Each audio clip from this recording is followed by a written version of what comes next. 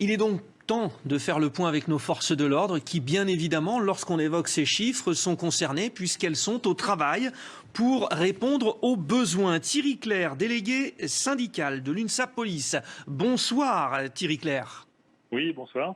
Ça fait beaucoup de travail pour vos hommes. Quand on a les chiffres comme ça, clairement évoqués, on comprend mieux la problématique.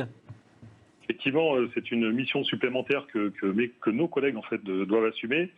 Il s'agit en fait de faire respecter une mesure de santé publique tout simplement et avec des personnes effectivement à qui on a affaire qui ne comprennent pas effectivement l'importance en tout cas du confinement.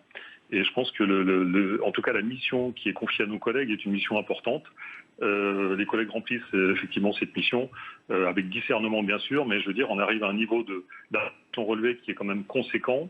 Et je pense que le durcissement en tout cas de l'amende, c'est-à-dire le fait qu'elle passe en tout cas à 1 500 € en cas de récidive dans les 15 jours qui suivent, je pense qu'en tout cas, elle va aussi également, malheureusement, je dirais, mais dans le bon sens.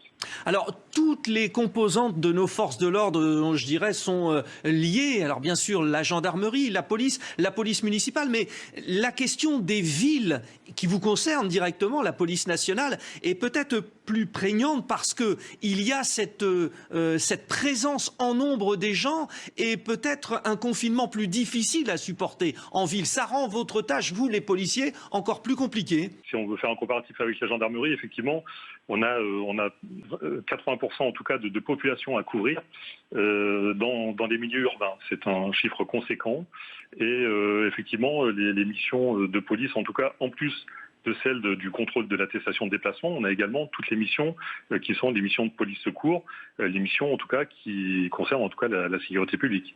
Ça veut peut-être dire qu'il faut penser à une réorganisation momentanée parce que nous sommes dans une situation de crise et qu'il va falloir peut-être penser à une autre organisation ? Alors, nous l'avions dit au niveau syndical, elle a été prise en compte. La direction notamment centrale de la sécurité publique a publié une note hier notamment qui réorganise l'ensemble des services où on va concentrer en fait l'ensemble des missions, en tout cas des services, sur je dirais les missions essentielles, c'est-à-dire le flagrant délit, les missions de police secours, et puis bien sûr les missions de vérification et de respect, en tout cas, du déplacement, enfin de la réglementation, en tout cas, sur le déplacement. Juste une petite réaction rapide, mais le principal problème, ce n'est pas finalement d'être confronté au jour le jour à cette mauvaise foi qui fait perdre du temps dans des débats qui n'en finissent plus ? Ça, c'est une chose, c'est réel. Également, un sujet, en tout cas, qui inquiète également nos collègues, c'est l'absence et l'insuffisance, en tout cas, de matériel de protection. Ça, c'est une réalité dans nos rangs. À l'UNSA Police, on ne cesse de le dénoncer. D'ailleurs, il y aura une réunion demain au sein du ministère de l'Intérieur, enfin une réunion en visioconférence avec le professeur Salomon.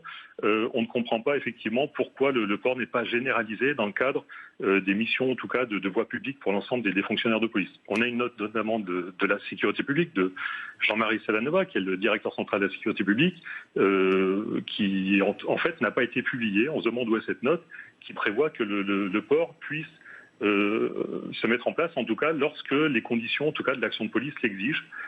Cette note n'est pas publiée, on le déplore et en tout cas, on le fera savoir demain à notre ministère. Message entendu, merci beaucoup Thierry Clerc et surtout, bon courage à tous vos hommes, à toutes vos équipes. On a besoin de vous, vous le savez.